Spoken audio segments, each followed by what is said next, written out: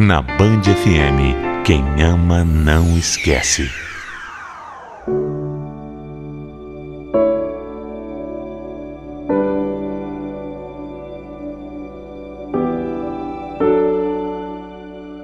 A vida não é fácil. Todo mundo sabe. Todo mundo tem problema, cada um sabe das coisas que tem que enfrentar. Mas tem algumas horas que a gente simplesmente se pergunta se vale a pena mesmo. Se diante de tanta coisa ruim, vale a pena continuar de pé. Eu quero começar a falar da minha vida do dia que eu conheci a Neia. Eu acho que pode passar 1 milhão de anos que eu vou continuar lembrando daquele dia nos mínimos detalhes. Quando ela chegou, lá no boteco que eu estava, não teve um homem que não virou o pescoço para olhar para ela. A Neia chamava atenção. Ela sabia disso e gostava disso também. Ela gostava de provocar, de se sentir desejada. Eu fui mais um, mas eu fui o único que também despertou o interesse dela. Eu nunca fui um cara tímido, sempre me joguei nas coisas e com ela não foi diferente. Apesar de ficar meio intimidado, eu fui pra cima mesmo. Eu gosto de homem de atitude. Eu não ia perder essa oportunidade, viu? Ainda bem, porque eu não mordo. Então, já que é assim, será que eu não posso te conhecer melhor? Eu acho que é uma boa ideia. Meu nome é Valdineia, mas por favor me chama de Neia, tá bom? Naquele dia mesmo, acabou acontecendo de tudo entre a gente. Eu nunca fui um desses caras machistas que acha que as coisas não podem acontecer na primeira noite. Para mim, quando 2 pessoas adultas têm vontade de ficar juntas, elas têm mais é que ficar mesmo. E posso falar, olha, foi inesquecível. Foi incrível. Foi maravilhoso. A gente teve uma química que eu nunca tinha tido com mulher nenhuma. Depois, a Neia meio que me disse que sabia que eu não ia querer mais nada com ela, já que já tinha chegado nos finalmentes. Mas eu falei que ela estava muito enganada e que por mim a gente se veria muito ainda. E foi exatamente isso que aconteceu. Desde aquele primeiro dia, a gente nunca mais se desgrudou. Eu, que era um homem meio mulherengo, fiquei de 4 por ela. Para você ter ideia, em menos de um mês, ela já estava lá na minha casa de mala e cuia. Acredita? Quando eu lembro dessa história, nem eu acredito. Essa época, as coisas não eram tão difíceis. Claro, sobrar dinheiro nunca sobrou, mas eu era motoboy. A Neia trabalhava de manicure e nós éramos só nós 2. Dava para pagar o aluguel, as contas e vez ou outra a gente ainda tinha um dinheirinho de sobra para curtir um barzinho, uma noitada. Mas tudo começou a mudar quando a Neia engravidou do nosso primeiro filho. Eu nunca imaginei que um bebê gastasse tanto. Eu nunca imaginei, as pessoas falavam. Mas olha, meu Deus do céu. Nessa fase, a gente deu adeus à nossa diversão. Tudo que sobrava era para comprar as coisas do neném que ia chegar. Mas apesar disso, a gente estava feliz demais com essa gravidez. Um filho, nossa, um filho é uma bênção. Eu, apesar de, como eu disse, ter sido sempre mulherengo, sempre quis ser pai. E eu tinha certeza que eu seria o melhor pai do mundo para ele. O Rafael nasceu. Lindo, saudável, graças a Deus, e muito amado. Parecia que nossa família estava completa. Claro que as dificuldades ainda existiam. Pais de primeira viagem, né? Tudo pra gente era novidade. Mas eu e a Neia, modéstia à parte, conseguimos tirar de letra. Ela era uma mãe maravilhosa. Só que durante algum tempo, ela teve que se afastar do trabalho. Não tinha como fazer unha das mulheres e ter um bebê toda hora chorando do lado porque queria mamar. porque precisava trocar fraldas, essas coisas. Ficou meio apertado, viu? Mas quando o Rafa completou 5 meses, minha mulher arregaçou as mangas e voltou a trabalhar. Eu sempre tive muito orgulho da Neia. Ela nunca teve medo de nada, muito menos de trabalho. Mas aí, quando o Rafa completou 1 ano, a gente fez bobagem. A gente descuidou de novo. Não tem nem o que falar. Erramos naquele momento e minha mulher engravidou de novo. Quando a gente estava se recuperando, quando estava voltando a entrar um dinheirinho a mais uma gravidez. E para complicar ainda mais, uma gravidez de gêmeos. Gêmeos! Olha, parecia um pesadelo. Por favor, não me entenda mal, eu amo os meus filhos. Mas naquele momento, eu simplesmente não conseguia ver nada mesmo de positivo com aquela gravidez. E agora, Jeremias? E agora? O que a gente vai fazer, meu Deus? 3 filhos. 3! Eu não sei, Neia. Vamos ter que dar um jeito, porque a gente sempre deu um jeito. A gente se aperta no começo, depois você volta a trabalhar. Como foi da primeira gravidez? Tá maluco, Jeremias? Você tá maluco? Com 3 crianças agora?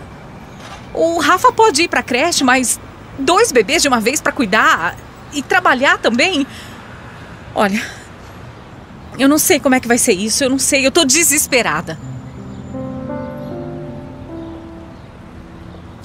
Mas como minha mãe dizia, não adianta chorar o leite derramado. Estava feito. A gente tinha que olhar para frente e ver como a gente ia resolver. Graças a Deus, muita gente ajudou. Roupinhas, fraldas, coisas que os bebês precisavam.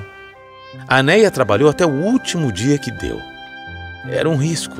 Ela para cima e para baixo, gravidez de gêmeos, uma barriga gigante.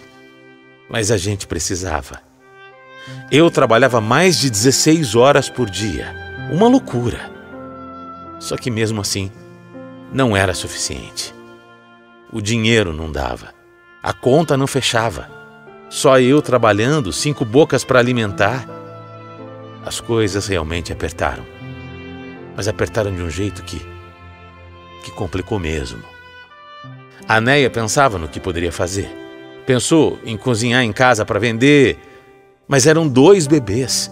2 bebês e uma criança de menos de 2 anos. Uma loucura. Nossa casa ficou uma loucura. E aí a gente passou a não dar conta. A gente começou a ter que escolher o que ia pagar em casa, para pelo menos não faltar comida. O aluguel começou a atrasar. Eu não tinha dinheiro para pagar. Não tinha. Depois de uns meses, veio a ordem de despejo. Aquele foi o dia mais triste da minha vida. Para onde eu ia com a minha família? O que eu ia fazer? Eu, minha mulher, 3 crianças e todas as nossas coisinhas, tudo o que a gente tinha. Para onde eu ia? Onde eu ia colocar tudo aquilo? Onde a gente ia ficar? Eu não tinha como alugar outro lugar. Eu precisava de dinheiro para isso. E a única coisa que passou pela nossa cabeça foi procurar uma dessas ocupações. Eu já conhecia uma que ficava perto de onde a gente morava. Eu fui até lá, falei com o responsável, pedi um canto para eu ficar com a minha família, pelo menos por uns tempos. Era a única coisa que eu podia fazer para não ir para o meio da rua.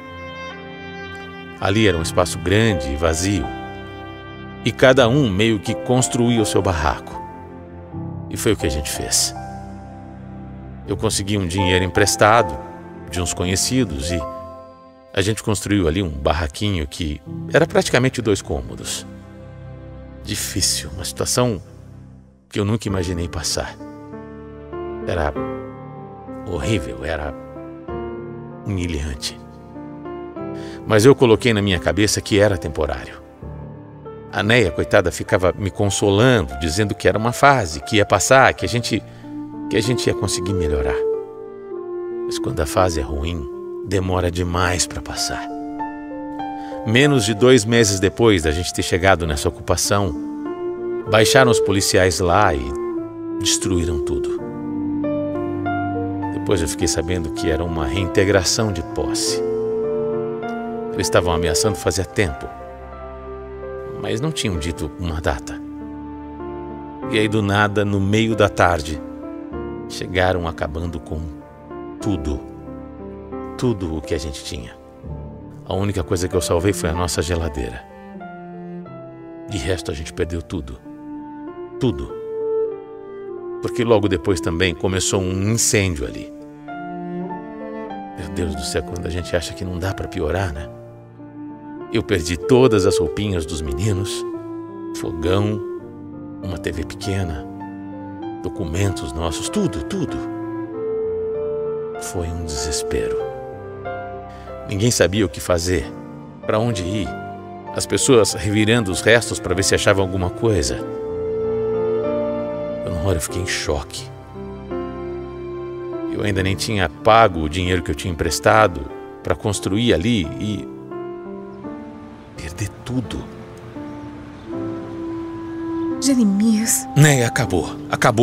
É o fim da linha. Eu tô te falando aqui, agora, que eu não tenho mais o que fazer. Eu não tenho mais nada. A gente vai dar um jeito. Não, sem ilusão, por favor. A gente não vai mais dar um jeito, acabou. Né, olha aqui. Você pega os meninos, leva pra casa da sua mãe, no interior, fica lá por um tempo. Eu? Eu vou me virar aqui, eu vou pedir pra dormir na casa de alguém, eu vou me virar. Eu ficar longe de você, Jeremias? Não. Eu não sei, não.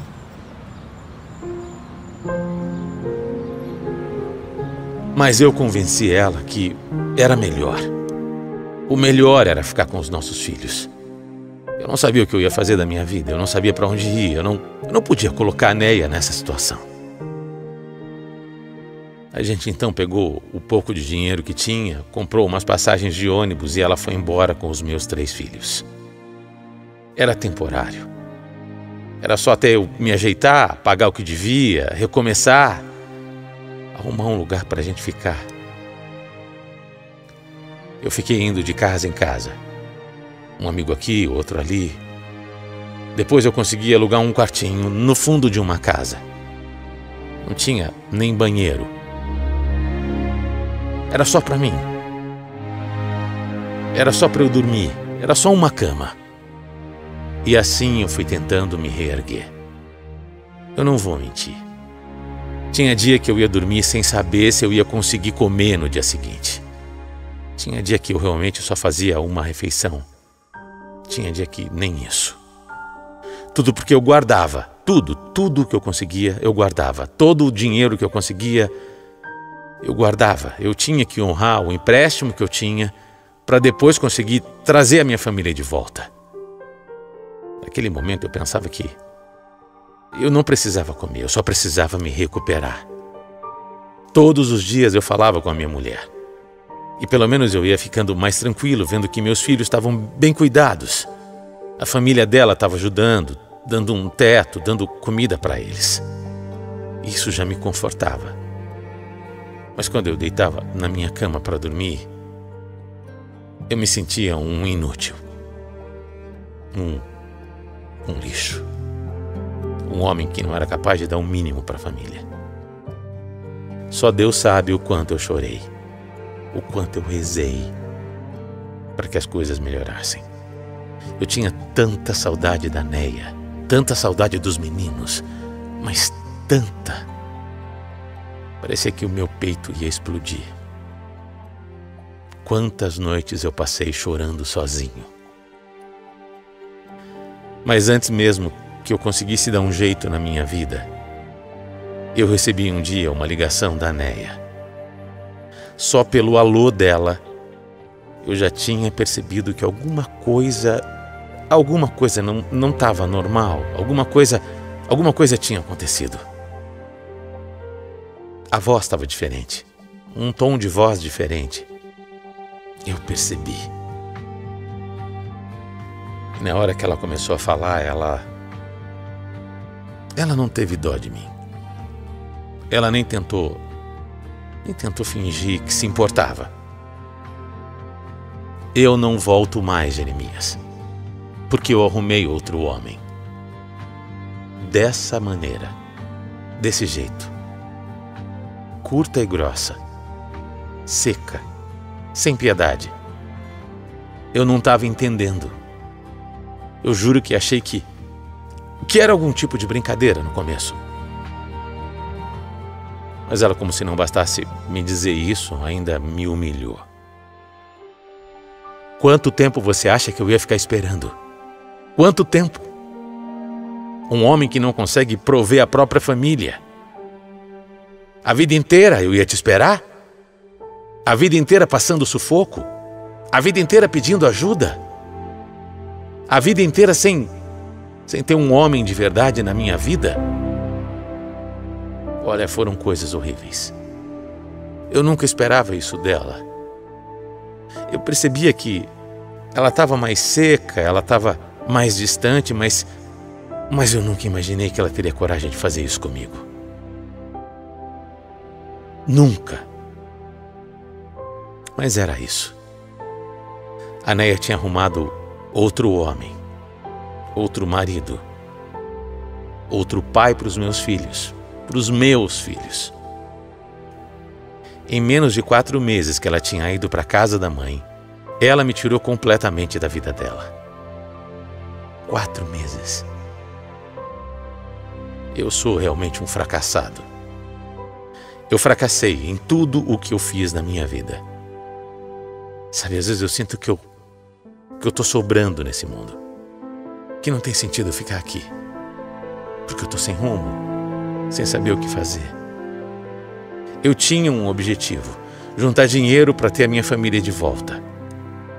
Agora qual? Qual objetivo? Eu me sinto sem propósito na vida. Para que eu tô vivendo nesse mundo? Por quê? Para quem? Quem que se importa? Quem que se importa comigo? Tá difícil, viu? Meus dias são longos. Nada acontece de bom. E eu sinto que eu só existo, eu não vivo. Não tenho dinheiro, não tenho uma casa decente. Meus filhos estão longe. Eu só estou trabalhando para ter o que comer. É isso. Eu ainda ouço dos meus amigos que eu não posso ficar assim. Que eu tenho que mudar, que eu tenho que me reerguer, que eu tenho que esquecer da minha mulher. Eu tento, viu? Tento mesmo.